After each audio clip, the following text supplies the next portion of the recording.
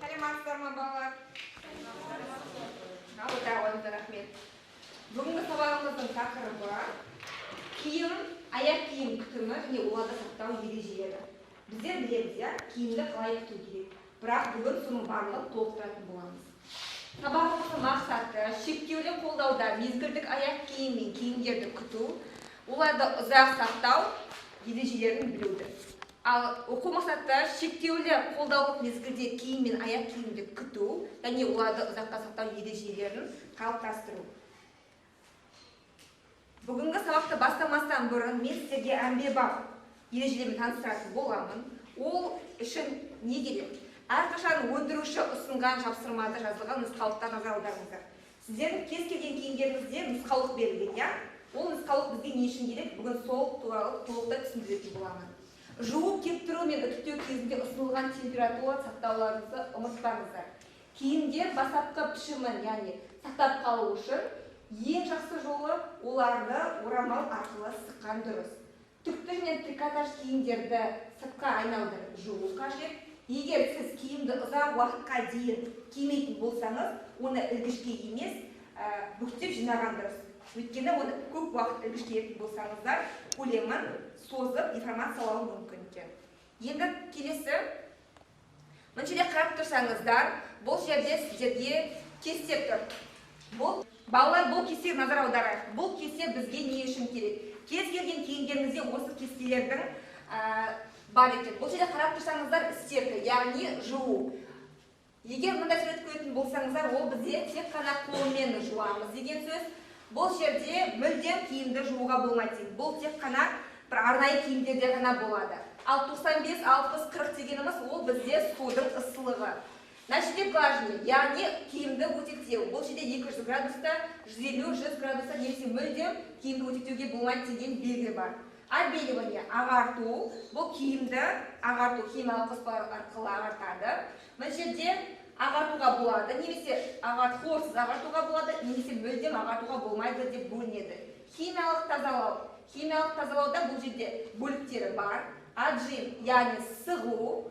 Сығу арқылы, мысалға, нормальный температура, яғни қалыпты температурада сығу керек, немесе өте төменгі температурада сығу керек, немесе мүлдем болмайды деген сияқты белгілер бар. Сушка, бұл бізде де сушка дегеніміз киімді кептіру. Өзіңіз бетіне киімді іліп кептіруге болады, немесе тегіс дене бетіне жайып кептіруге де болады екен. Қазір келесі айтайын деп тұрған сіздерге мақтадан жасалған киімдер қалай күту керек? Мақтадан жасалған киімдерді, егер ол ақ түсті мақтадан жасалған киім болатын болса, оны өте үлкен температурада градуста жуа беруге болады екен. Ал егер ол қызыл, сары немесе түрлі түсті болатын болса, 30-40 градустағы суда жуған дұрыс. Өйткені оның бояуы шығады. Және мақта матасы өте ысыға төзімді. Сондықтан оларды 190-200 градуста өтете беруге болады екен. Зығыр матасы қандай бізде? Қандай мата зығыр? Балалар, зығыр матасы қандай мата? Ол қандай мата? Табиғи ма? Табиғи материал. Зығыр киімдерді 30-40 градустан аспайтын ысылықта жуу керек. Және де зығыр мата, табиғи мата, қатты мата дегендіктен оны өтектеу өте қиын. Сондықтан өтектеу алдында оны сулап алып 5 минут кептіріп, содан кейін 190-200 градуста өтектеген дұрыс екен.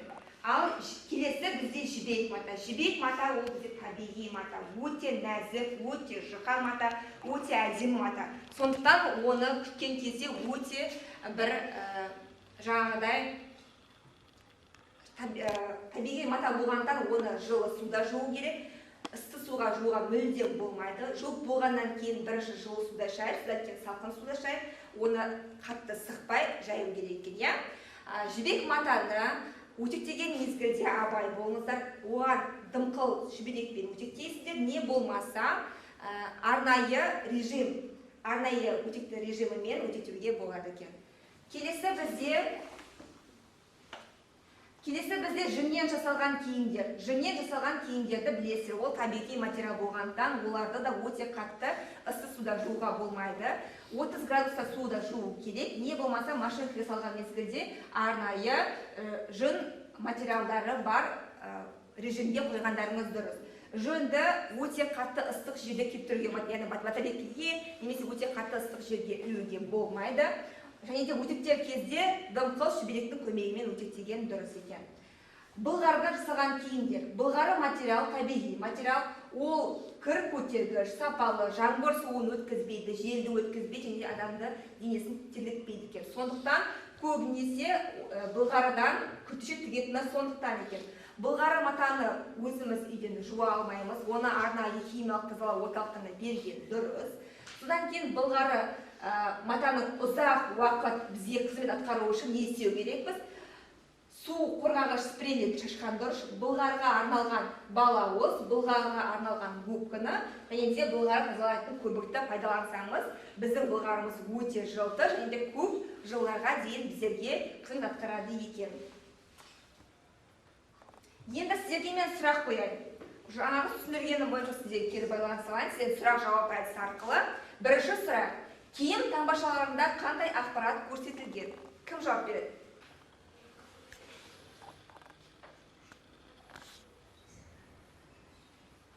Теретек. Бұл бізде не болды екен? Бұл қолмен жуу керек деген. Иә, қолмен жуу керек. Ал келесі? Келесі бұл мүлдем жууға. Мүлдем жууға болмайды деген. Дұрыс. Келесі сұрақ: қандай матадан жасалған бұйымдарды ыссы сумен жууға болмайды? Неліктен? Кім жауап береді? Жүннен жасалған бұйымдарды, жібектен жасалған маталарды суға тартылып қалуы мүмкін. Иә, ыссы суға жуған мезгілде олардың тартылып қалуы, яғни өзінің қасиетін жоғалту қаупі бар, сондықтан. Дұрыс, отыра ғой. Кір жууға қандай белгілер қатысты? Кім жауап береді? Кір жууға қандай белгілер қатысты? Бұл ағарту. Иә, ағартуға болады деген. Ағарту болады. Хлорсыз ағарту. Хлорсыз ағарту дұрыс. Бұл бізде мүлдем ағартуға болмайды екен. Рахмет, отыра ғой. Келесі, киімді айттық. Енді аяқ киімін күтіміне келетін болсақ, аяқ киімдерді арнайы осындай щеткалар арқылы тазалайды екенбіз. Қарап алыңыздар, біз сіздерге береміз, тап қарасаңыздар болады. Шынында аяқ киімдер щеткалар тазалаймыз. Бәлкім бұны барлығыңыз білесіздер ғой, иә? Бұл бізде сұйық киімдер, яғни терге арналған. Аяқ киімдерді кір мен шыны тазалау үшін арнайы щеткаларды пайдаланасыздар. Сіздерге берген щеткаларды пайдаланады екенбіз. Аяқ киімді ылғалды күйінде тазалауға болмайды. Тек қана кептіргеннен кейін ғана тазалаймыз. Сулы аяқ киімді батареяға қоймаңыз, өйткені оның ашылып кету қаупі бар екен. Содан кейін терінің түсі мен түріне қарай аяқ киім майын қолданамыз. Яғни мына сізге берген аяқ киімнің майын түрімен түсіне қарай қолданады екенбіз. Ол қолдану біздің аяқ киіміміздің нәрлендіреді және ұзақ уақытқа дейін жылтырап әдемі болып тұруын сақтайды екен.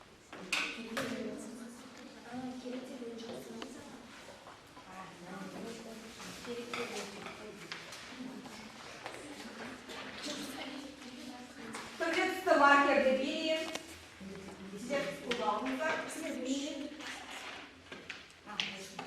Бұл жерде суреттерді қиып алғаннан кейін киімдерді жуу ережелері мүшіктерде жазып кетесіздер. Одан кейін киімдерді күту ережелері, сақтау ережелерін өз постерларыңызда жазып көрсетесіздер. 5 минут уақыт беріледі. Жылдан тартып.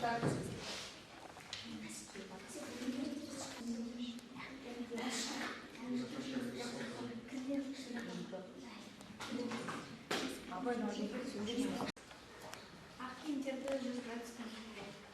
Қаттырақ. Ақ киімдерді 100 градуспен жуу керек. Жууға болады. Оларды ілгіге іліп сақтап тұрған дұрыс. Аяқ киімдерді очкиді біз тряпкамен сүрте саламыз. Аяқ киімдерді солай да тряпкамен сүртеміз. Матадан жасалған заттарды киімдерді ілгіге ілу керек, өйткені ілгіге ілмесек киім қыртыс болады. Мақтар екен, бізде көзімді болғанда оны өтектегеннен кейін қырыс болмау үшін ілгіште сақтаған дұрыс екен. Сосын Түрлі түсті киімдерді 40 градуста жуған дұрыс. дұрыс. Түрлі түсті бояу шығып кетуі мүмкін, иә. Ал келесі қыстаудаймыз ба? Бір тілек әдісі арқылы бір-бірімізді бағалап жіберсек. Сіздерге екі постердан не ұнады? Қандай пайдалы ақпарат алдыңыздар? Мына жерге тілек енгізіп қойдым. Ең эстетикалық постер, ең пайдалы постер және ең әдемі постер деген. Кім қалай бағалайсыздар бір-бірлеріңізді? Ал Ең пайдалы постер. тұрып. Қарсыласыңыздікі ең Мен ойымша екінші қыстаудікі ең пайдалы постер. неге? Себебі оларда бәрі дұрыс жазылған және оны өте Дұрыс. Ол қадап қояйық. Ал екінші топқа қандай? Менің ойымша екінші топ, жас тобында ең әдемі постер. Я өйткені нелер болды? Постерлары өте әдемі. Я сурет салдық әдеміленген екен. Өте жақсы. Енді балалар, мен сіздерге мынандай кемелден әдісі арқылы кері байлап жаза қойсаңыздар. Бұл жерде сіздерге қағаз берілген. Бүгінгі алған сабақтан пайдалы ақпараттарыңыз болды ма? Не түсіндіңіздер, не түсінбедіңіздер? Өз ойларыңызды жазып, мына жерде тақтаға әкеліп жазып тұрсаңыздар.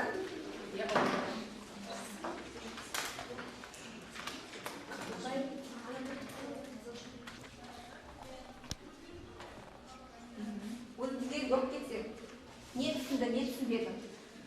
Мен өте көп пайдалы заттарды түсіндім. Мысалы, киімдерді қалай жуу керек екенін, қанша градустан жуу керек екенін. Өте жақсы. Тезірек балалар тез.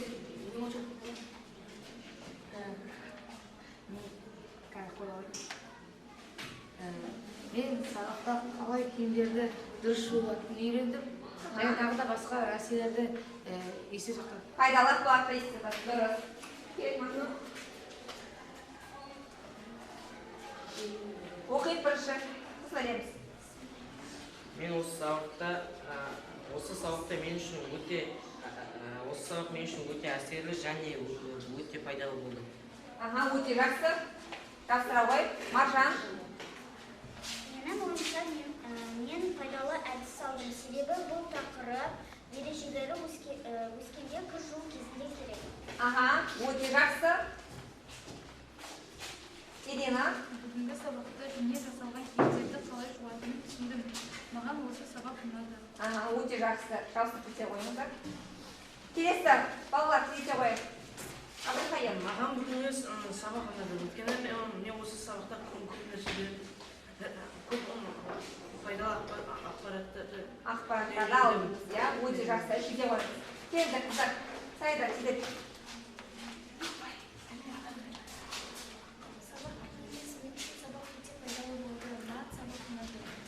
Тапсыра қойыңыз. Қыздар тез. Оқып ауыстыра берейік. Сабақ маған өте ұнады. Абайны жақсы нақты түсіндімді және сабақ өте күшті жарық болды. Көп мәліметтерді түсіндім. Рахмет. Келесі. Мен бүгін сабақта киімдерді дұрыс жууын түсіндім. Жүннен жасалған киімдерді 30 немесе 40 градуста жуу керектігін түсіндім. Менің ойымша сабақ өте қызық болды. Бәрі керемет тырысты және де мен киімдерді қалай жууды үйрендім. Жақсы, рахмет. Абылқайыр оқиық. Бүгінгі сабақта мен жаңа және пайдалы затқа үйрендім. Мысалы, әр матаның судың өз температурасы бар екенін білдім. Өте жақсы. Мен бүгін сабақта киімдерді қанша градуста жуу керек екенін түсіндім. Қалай кептіру екенін түсіндім. Өте жақсы. Отыра қойыңыздар. Осымен біздің сабағымыз өз мәресіне жетті. Сіздерді сабаққа жақсы атсалысқандарыңыз үшін тәтті сыйлықпен сыйлап кеттім. Ал балалар, келесіде киімнің белгісіне назар аударыңыздар. Бұл жерде өте көп мағлұмат берілген. Киімдерді әдемі қалпын сақтау үшін назарларыңызға рахмет. Келесі сабаққа дейін сау болыңыздар.